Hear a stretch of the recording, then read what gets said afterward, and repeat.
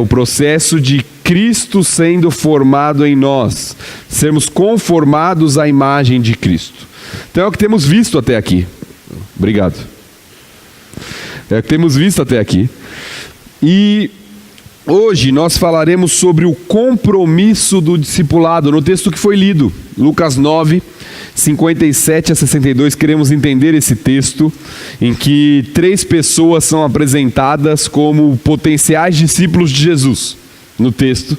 E aí nós temos 3 diálogos, onde Jesus mostra a necessidade do compromisso para ser um discípulo. Então nós vamos falar justamente nesse texto que foi lido, você pode manter sua Bíblia aberta, em Lucas 9, 57 a 62. O que nós queremos mostrar, nosso propósito hoje, é demonstrar que o discípulo do Senhor Jesus Cristo precisa estar disposto a assumir um compromisso radical com Ele. Essa é a nossa proposta na mensagem, na devocional hoje pela manhã. O propósito é demonstrar que o discípulo do Senhor Jesus Cristo precisa estar disposto a assumir um compromisso radical, intenso, firme com o Senhor Jesus. Por isso que nós estamos falando sobre o compromisso do discipulado. Então, volte lá ao texto. Nós vamos separar nos 3 diálogos que o texto apresenta. O primeiro está nos versículos 57 a 58, que o texto nos narra o seguinte: indo eles caminho fora, alguém lhe disse: seguir-te-ei para onde quer que fores. Mas Jesus lhe respondeu: as raposas têm seus covis, e as aves do céu ninhos, mas o Filho do Homem não tem onde reclinar a cabeça. Esse é o primeiro diálogo que o texto apresenta, e o primeiro compromisso que está implícito nesses 2 versículos é o compromisso de sofrer por Cristo. Nós vamos explicar aqui o que Jesus está falando. O texto nos mostra que Jesus está indo e de repente chega um voluntário. Jesus não chamou esse homem. Chega alguém e diz: eu vou te seguir para onde quer que o Senhor for. Um compromisso aparentemente muito forte que esse homem está falando. Para onde quer que o Senhor for, eu irei segui-lo. É uma frase forte que indica que esse homem realmente tinha a intenção de seguir Jesus. E é interessante que o texto de Mateus, o texto paralelo de Mateus, que aparece no Evangelho de Mateus, o mesmo texto narrado, nos mostra que esse homem era um escriba. Isso está em Mateus 8, nós não vamos abrir o texto, é o mesmo texto.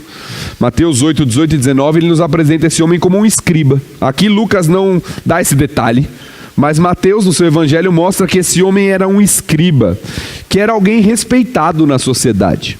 Os escribas eram pessoas geralmente de posses e de uma educação muito elevada na sociedade. Eram pessoas consideradas como líderes, como pessoas importantes, como mestres que instruíam outros discípulos. E esse escriba chega para Jesus e diz: eu quero te seguir. Certamente esse homem não esperava a resposta que Jesus deu a ele. Certamente ele esperava ser recebido de braços abertos. Talvez ele até se achasse superior aos outros discípulos de Jesus. Ele era um escriba, ele não era um pescador. Ele era alguém de relevância maior na sociedade. Então ele poderia achar que seria bem recebido. Mas Jesus deu uma resposta, talvez até conhecendo o coração desse homem, falando do que ele esperava de alguém que decidisse segui-lo. Sua resposta mostra que quem quer seguir a Jesus precisa estar disposto a sofrer as mesmas rejeições que o mestre iria sofrer. Então Jesus Cristo diz: olha, o Filho do Homem, e ele usa essa expressão, não tem onde reclinar a cabeça. É interessante porque a espera pelo Messias na época de Jesus era comum, e o termo Filho do Homem era comum também entre os judeus, porque era um termo usado lá desde o Antigo Testamento. Olha o que Daniel diz sobre o Filho do Homem. Daniel 7, 13 e 14 narra o seguinte: eu estava olhando nas minhas visões da noite, e eis que vinha com as nuvens do céu um como Filho do Homem, e dirigiu-se ao ancião de dias, e o fizeram chegar até ele. Foi-lhe dado domínio e glória e o reino, para que os povos, nações e homens de todas as línguas o servissem. O seu domínio é domínio eterno, que não passará, e o seu reino jamais será destruído. Essa era a expectativa do judeu a respeito do Filho do Homem, alguém que viria com domínio, com glória, um rei.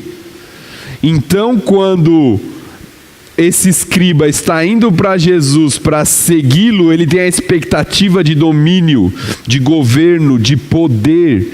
E Jesus vira para ele e fala: olha, o Filho do Homem não tem onde reclinar a cabeça. As aves têm os seus ninhos, as raposas têm os seus covis, mas o Filho do Homem não tem onde reclinar a cabeça. O que Jesus está mostrando para esse homem é que o Cristo, o Messias, antes de ser exaltado e ter domínio e o governo, ele seria rejeitado, humilhado, afligido, morto, para salvar o seu povo. Então o que Jesus está mostrando para esse homem é o seguinte: você quer seguir alguém que tenha domínio, que tenha glória, que tenha status, que tenha poder? Pense bem. Você está se propondo a seguir um líder que será rejeitado, que será humilhado, que não tem onde reclinar a cabeça. Então a disposição de sofrer por Cristo, para seguir a Cristo, é o primeiro compromisso que precisa ser assumido no discipulado. É o que Jesus está mostrando para esse homem. Você vai me seguir, você não vai ter glória, você não vai ter poder, você não vai ter domínio, você vai ter rejeição, você vai ter perseguição, você vai ter sofrimento. É por isso que Jesus dá a resposta para esse homem. É possível que o que Jesus esteja falando aqui, ele não esteja falando simplesmente de animais. Eu quero que você entenda um pouquinho disso que eu vou explicar agora.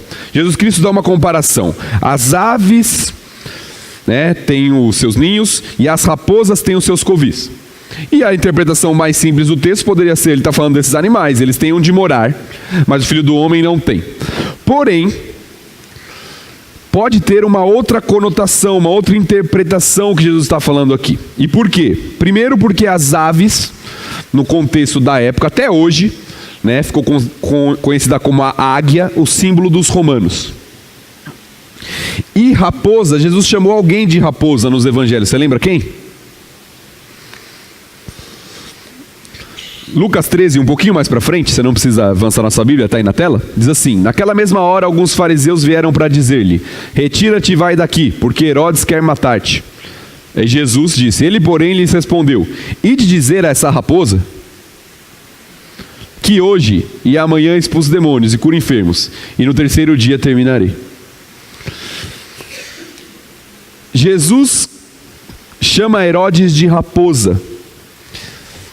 E não era algo só de Jesus, isso era aparentemente uma conotação que ficou conhecida na época, até pela origem de Herodes, do povo que ele veio, que era chamado assim também.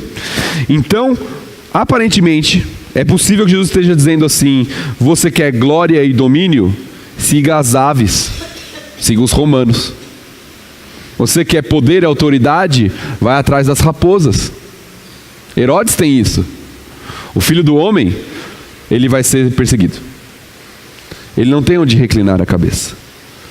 Então a primeira perspectiva que Jesus coloca para o discipulado é a disposição de seguir o Mestre, mesmo que isso redunde em perseguição, em sofrimento, em rejeição, em humilhação.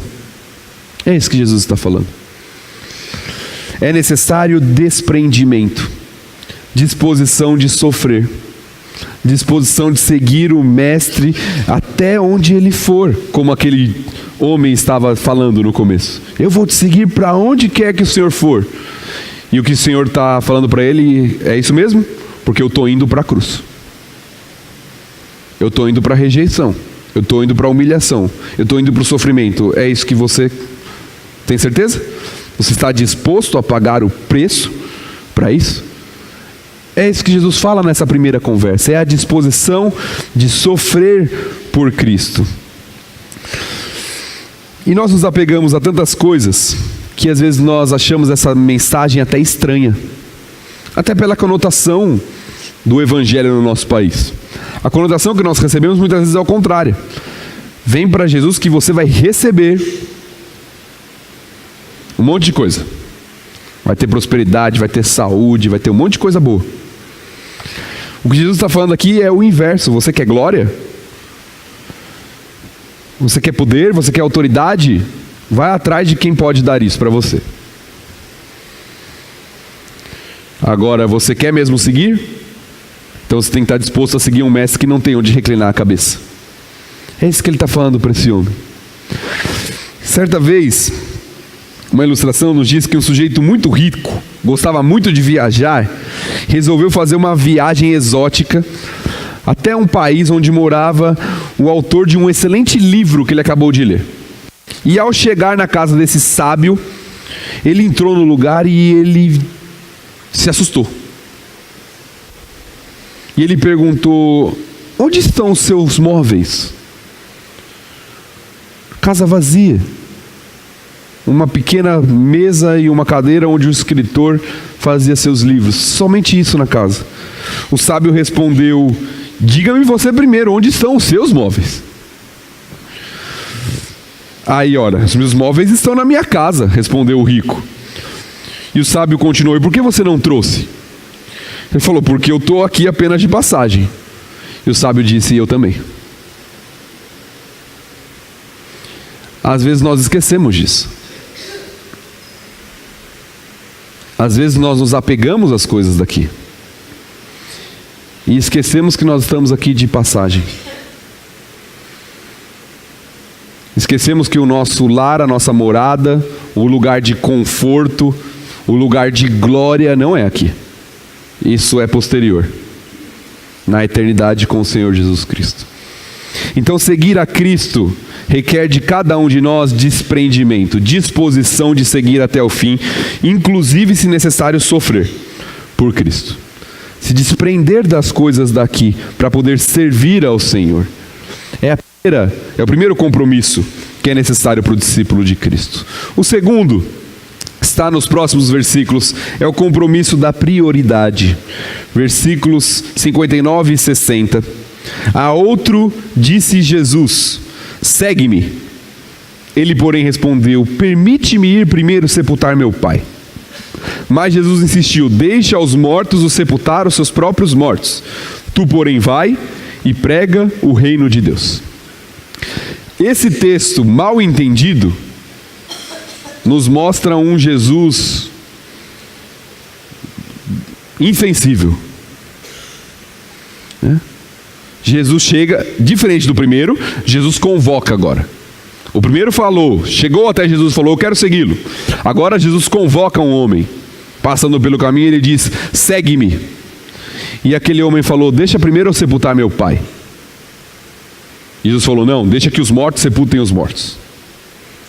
Isso nos assusta num primeiro momento. Jesus não deixou nem o homem sepultar o pai dele. O que está acontecendo aqui? Nós precisamos entender o que está acontecendo para não errar na interpretação do texto. Quando esse homem diz: deixa-me primeiro sepultar os meus pais, ou o meu pai, parece-nos um pedido razoável e digno de ser aceito, mas na verdade o pai desse homem não tinha morrido. Tá bom? Isso nós podemos perceber tanto pelo costume da época, pela própria situação. Se o pai desse homem tivesse morrido, ele não estaria lá à beira da estrada onde Jesus está passando. Isso é claro, ele não estaria lá. Segundo o costume da época, a sociedade oriental é uma sociedade que dá grande valor para o ancião, principalmente para o pai. E o costume e a expectativa da época era que o filho ficasse e cuidasse do pai na sua velhice. E ele só teria liberdade e autonomia na sua vida depois de seu filho morrer, de seu pai morrer e ele sepultá-lo. Então o que esse homem está falando para Jesus não é que o pai dele morreu e ele tem que enterrar o pai dele. O que ele está falando para Jesus é o seguinte: deixa primeiro meu pai terminar a vida dele, passar toda a sua velhice. Depois que ele morrer, eu cumprir meus deveres e responsabilidades para com ele, aí eu vou segui-lo. Vamos contextualizar? eu preciso primeiro estabelecer minha estabilidade financeira, depois eu vou seguir a Jesus. Eu preciso primeiro resolver umas coisinhas aqui na minha vida, acertar algumas coisas na minha vida, depois eu vou assumir um compromisso sério com Jesus. Já ouviu esse discurso? É o discurso desse homem aqui. Não há prioridade. Por isso que Jesus responde dessa forma. Olha, os mortos, aqueles que não conhecem, os mortos espirituais podem fazer isso. Eles vão cuidar, seu pai não vai ficar desamparado. Mas você vai lá e prega o reino de Deus. É necessário prioridade. O que esse homem estava falando é que ele seguiria Jesus num futuro distante, quando o pai morresse, e ele não sabe quando isso vai acontecer.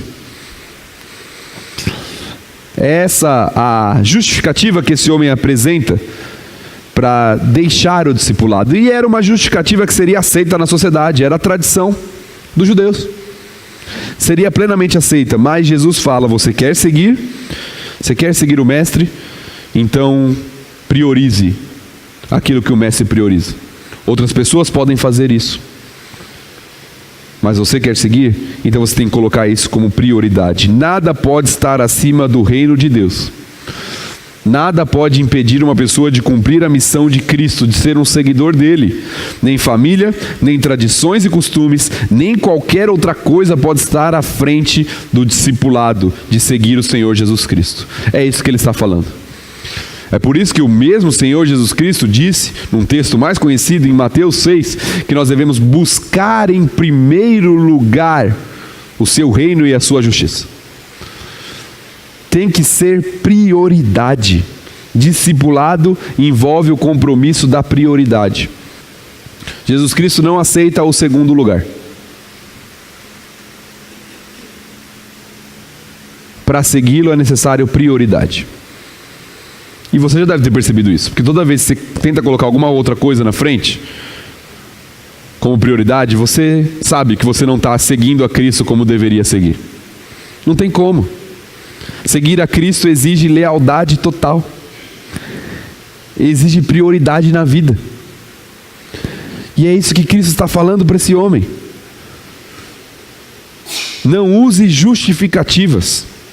Outras pessoas podem cuidar do seu pai, mas você precisa se comprometer se você quer ser um seguidor de Jesus.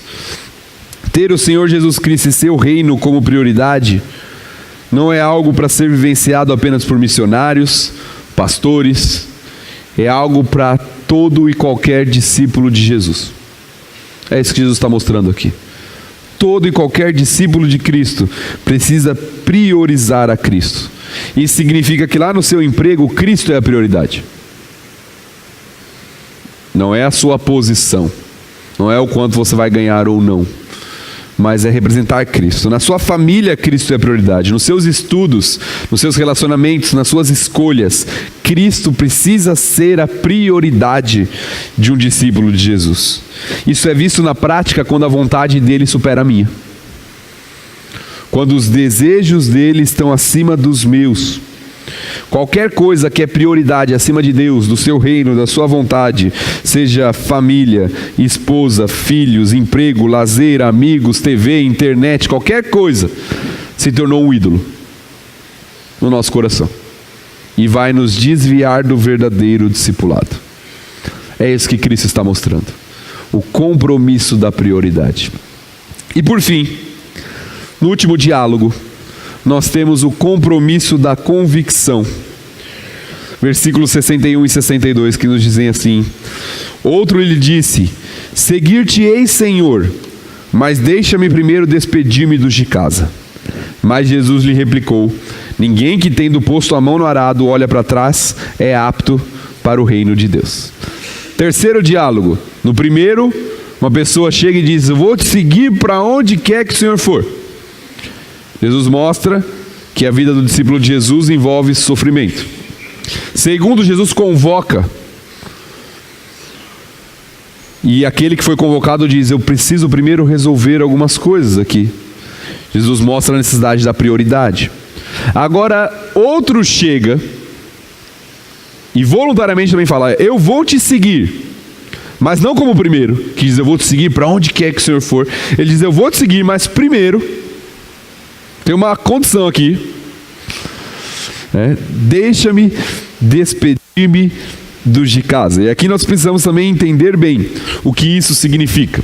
Esse homem não está pedindo para Jesus simplesmente para voltar para casa e falar assim: ó, gente, estou indo, deixa eu pegar minhas malas aqui, agora vou ser um discípulo de Jesus, vou ficar um tempo fora. Não é isso que ele está falando. Despedir-se dos de casa também é um costume do Oriente Médio, onde a figura do pai, como nós falamos, é muito valorizada. Então, quando esse homem diz: deixe-me primeiro despedir-me dos de casa, ele está falando: deixa eu só dar tchau. Ele está falando: deixe-me primeiro ir lá, ver se eu recebo a autorização do meu pai. Se eu tiver essa autorização, eu vou segui-lo. Ele não está indo só dar tchau, ele está pedindo uma autorização do pai. Isso é tão comum que um dos autores lá do Oriente, falando sobre isso, ele mostra que um engenheiro de 40 anos de idade, até os dias de hoje, que mora lá na região, no Oriente Médio, e que mora em uma metrópole, ele vai visitar o pai na aldeia, pede permissão para mudar de emprego ou para fazer uma viagem internacional, e só o faz se o pai permitir. Então esse é o costume deles, onde o pai é extremamente valorizado. E mesmo o filho já estando fora de casa, ele pede a permissão do pai. É isso que esse homem está falando. Olha, Senhor Jesus, eu quero te seguir, mas primeiro eu preciso conseguir uma autorização do meu pai. E qual que é o problema aqui na história? Nós já falamos de um outro costume, que o filho era o responsável de cuidar do pai na sua velhice. Então um pai que não conhece Jesus Cristo, que não é salvo, provavelmente ele vai falar não para esse pedido. Por quê? Porque ele vai perder o filho que vai cuidar dele na velhice, e ele não vai querer que o filho saia numa empreitada de quem ele nem sabe quem é, e que ele acha que vai ser prejudicial, tanto para ele quanto para o filho. Então esse homem, de alguma forma, está apresentando já uma justificativa, uma desculpa para Jesus. Talvez ouvindo o diálogo anterior, ele fala: eu vou te seguir, mas primeiro eu preciso conseguir uma autorização do meu pai. A autorização que provavelmente não viria. Que é muito provável que não viria. Por isso que Jesus responde dessa forma. Utilizando uma ilustração agrícola da época, ele usa a ilustração do arado para a colheita. Então ele diz: se uma pessoa está arando a terra, se ele olha para trás, ele vai perder toda aquela colheita. Ele tem que estar focado, tem que ter convicção para onde ele está indo, porque ele vai fazer o sulco na terra, e se ele desviar o seu olhar, vai ficar torto, isso vai prejudicar toda a colheita. Então Jesus Cristo diz: todo aquele que coloca a mão no arado e olha para trás, não tem convicção, não tem como seguir a Cristo, não pode ser um discípulo de Cristo. A autoridade maior passa a ser Cristo. O Pai era a autoridade, mas se você quer seguir a Cristo, Cristo é a autoridade, acima da autoridade do Pai. Então ele tem que ter convicção do que ele está fazendo. Ele tem que ter um compromisso de ser convicto em sua decisão. Uma vez que resolve seguir o Mestre, deve total lealdade a Ele. Seguir sua decisão, não podendo se distrair com qualquer outra situação. Isso significa não apenas no momento da nossa conversão. Isso significa na nossa vida diária, uma decisão contínua, convicta de seguir o Mestre, o seu caminho, fazendo o que lhe agrada. Nada pode impedir de segui-lo. Esse é o compromisso que Jesus exige dos seus seguidores. E é interessante como em outros momentos das Escrituras, seja em parábolas, seja em textos, nós não sabemos a resposta desses homens. Isso é um artifício literário. Isso é uma forma de escrever dos evangelistas. Sabe por quê ele faz isso? A gente não sabe se o primeiro homem resolveu seguir a Jesus e seguir o caminho daquele que não tem onde reclinar a cabeça. A gente não sabe se o segundo homem atendeu o conselho de Jesus, deixou os mortos sepultarem os próprios mortos e seguiu a Cristo. A gente não sabe se o terceiro homem também não voltou para casa, não se submeteu à autoridade do seu pai, mas se submeteu à autoridade de Cristo e seguiu a Cristo. Porque quem tem que dar a resposta é o leitor, é o ouvinte. Somos nós que temos que dar essa resposta. A resposta desses homens não é colocada intencionalmente para que a resposta seja nossa. Nós estamos dispostos a seguir aquele que não tem onde reclinar a cabeça? Nós estamos dispostos a deixar os mortos sepultarem os seus próprios mortos? A colocar a mão no arado e não olhar para trás? Nós precisamos dar essa resposta. Eu e você devemos responder à pergunta de Cristo: você é meu seguidor? É alguém desprendido, disposto a sofrer por Cristo, que tem Cristo e seu reino como prioridade, que tem convicção em segui-lo? Eu quero concluir com mais uma ilustração. Conta-se que durante a Guerra da Independência norte-americana, um rapaz se aproximou do general George Washington e disse: meu general, quero que saibas que creio de todo o coração em ti e na causa que defendes. Então Washington agradeceu firmemente aquelas palavras e lhe perguntou: em que regimento está servindo, meu jovem? Ele respondeu: eu não sou do exército, eu não estou no exército. Então Washington replicou: se você realmente crê em mim e na causa que eu defendo, una-se ao exército imediatamente, pegue uma farda e suas armas e venha para a luta.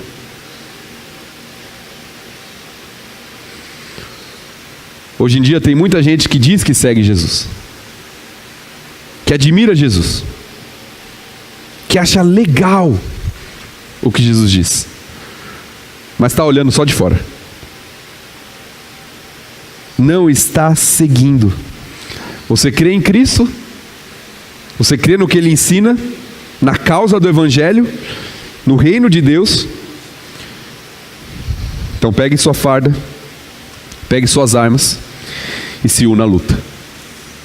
Que Deus te abençoe. Senhor, nós